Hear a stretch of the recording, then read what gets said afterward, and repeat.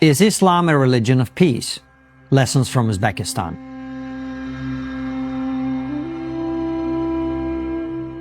Western Europe has been engaged in a raging debate about mass immigration for at least a decade. If you accepted the statement I just made without objection, you have, like most people, swallowed what is at best a polite fiction and at worst a deliberate misframing of the problem. The claim that the debate is about mass immigration is fraudulent on at least two levels. First, while we argue about stopping illegal immigration and keeping legal immigration manageable, the reality is that the concerns most people have are not about the future or even the present. They're about the past.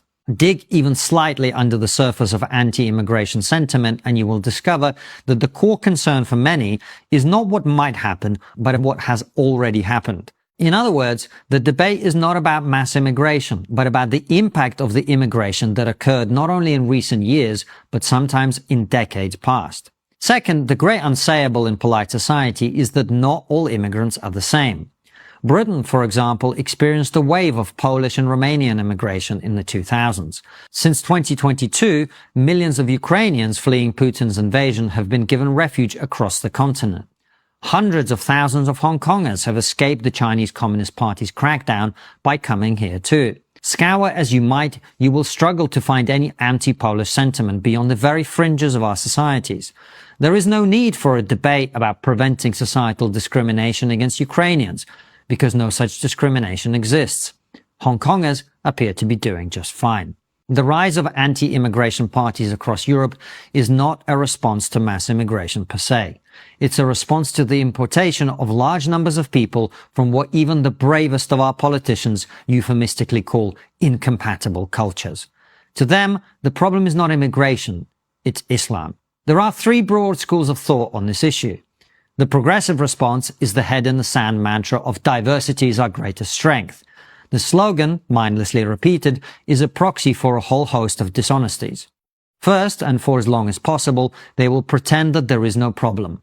When Islamist terrorism is discussed, they will immediately try to contextualize the debate by talking about far-right violence and other threats. Their concerns are not incorrect in that the far-right does have a violent fringe, and our police and security services must remain vigilant in dealing with it. But the fact remains, 75% of MI5's caseload involves Islamist terrorism, with over 90% of the 43,000 people on MI5's terror watch list being Islamist extremists. To understand this in its actual context, consider that only 6% of people in Britain are Muslim. In other words, Islamist extremism is not only a huge problem, it's a disproportionately huge problem.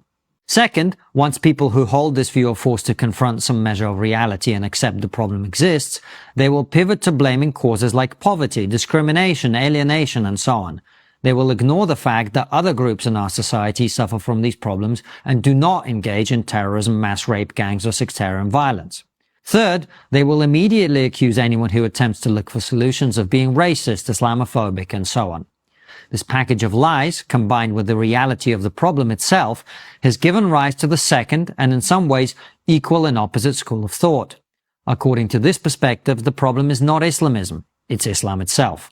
And naturally, this group is diverse and not easily quantified. Some are ex-Muslims or those who have dealt with the reality of Islamist extremism and violence, like Gad Saad, who says, there is no radical Islam, there's simply Islam.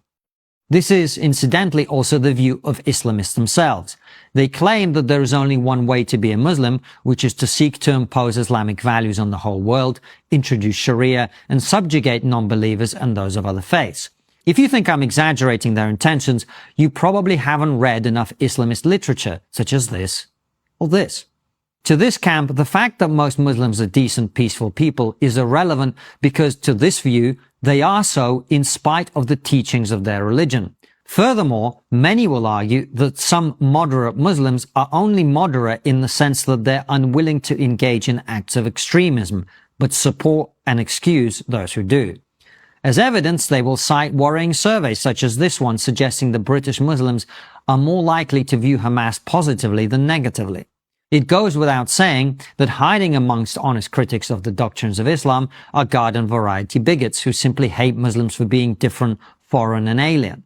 But this does not mean that believing the doctrines of Islam are liable to produce violence and oppression makes you a bigot, despite what those in the first camp would like you to believe. The problem I've always had with this argument, though, is that there are many countries around the world which are majority Muslim, and some with large Muslim minorities like Singapore, which appear to have dealt with Islamist extremism far better than we have in Western Europe. I saw this myself in Uzbekistan, where I lived between 86 and 1990, and again when I returned there last week. This is why, while remaining open-minded to different perspectives and claiming no expertise, I lean towards the third camp, people who believe that religious extremism is a problem which has a tried and tested solution. My latest trip to Uzbekistan is a case in point. Islam is everywhere.